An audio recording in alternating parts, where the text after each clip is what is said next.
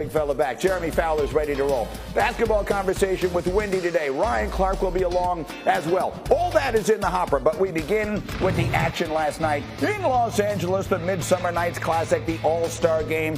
Bottom of one, National League's got a 1-0 lead. And I just want to show you one of the great defensive plays you'll see in any game this year. That's Manny Machado. Oh, look at the play. Machado hit the grounder, and it's Andres Jimenez with the back flip. How do you call that? Behind the back little flip to start the double play. American League having some fun on defense. Still in the first. This is fun. Paul Goldschmidt, bam.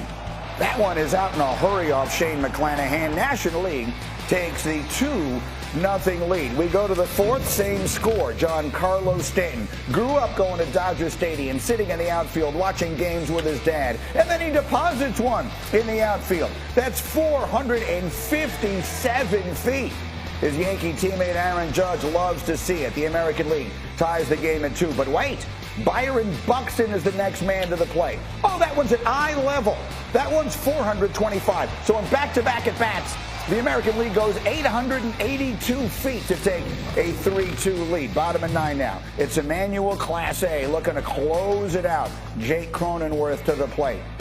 Last chance for the National League, and down he goes on the cutter. The AL takes it. By a 3-2 final, they win their 9th straight All-Star game. Stanton is the MVP, especially meaningful for the hometown kid.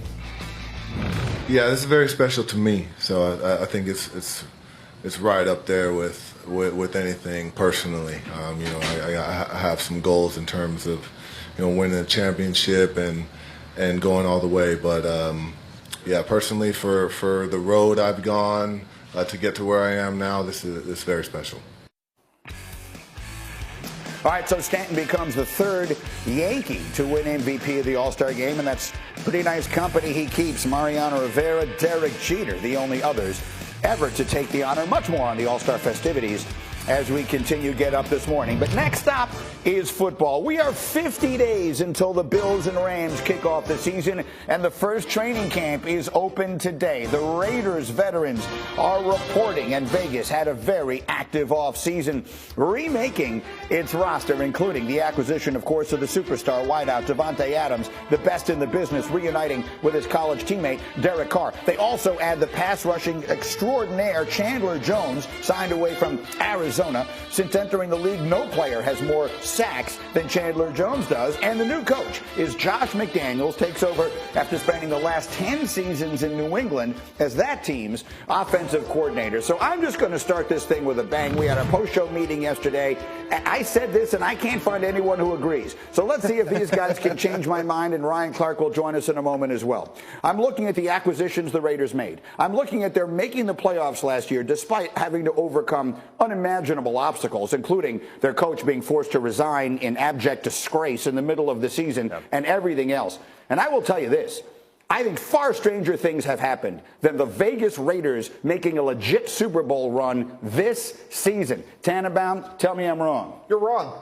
You're wrong. They're the 3rd best team in the division because of their secondary. They got a lot better with Chandler Jones, Max Crosby. Best way to help a secondary is the pass rush.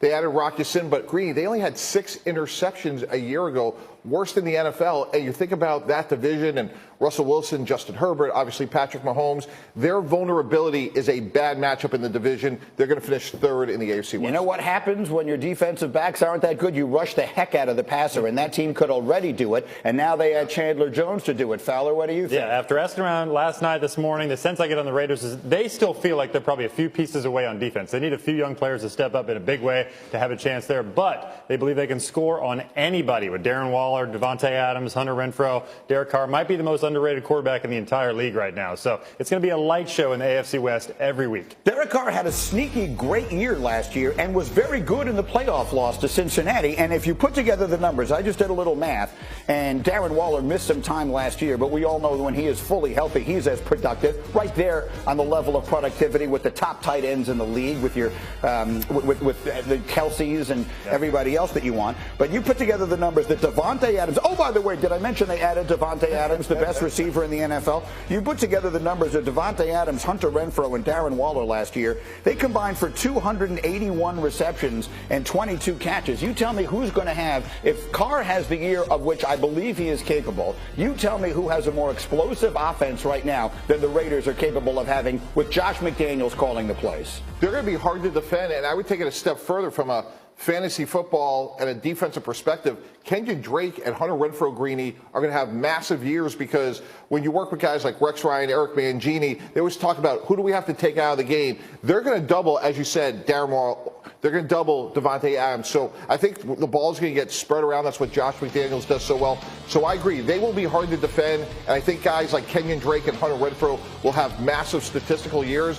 But again, Derek Carr has to fix his turnover problem. He led the league in fourth quarter and overtime turnovers, Greeny, and that part's going to have to be cleaned up. Yeah, Carr needs to make a step forward, of which I'm basically banking he is capable. That's the question. He has shown very goodness over the course of time. Does he have greatness in him? I'm predicting that he does. Here's my next question, or not so much a question, but I was reading your notes to us yesterday, Jeremy, and that is that not only has Davante Adams come in and picked up the offense immediately, but that he's already teaching it to everybody, and they are overwhelmed by his presence so far. Yeah, talking to people with the Raiders, the word effortless comes up with Adams and his transition to Josh McDaniels' offense, which usually veterans can help bridge that gap. But they said that he's come in helping young receivers. He's on point. He's a smart player. And I was told some coaches had some sneaky suspicion that Adams and Derek Carr were working with each other before they even showed up for OTAs and minicamp. That's how on point and how good the chemistry was early on this offseason. Look, Davante Adams is a guy who knows what he's doing. He made his choice.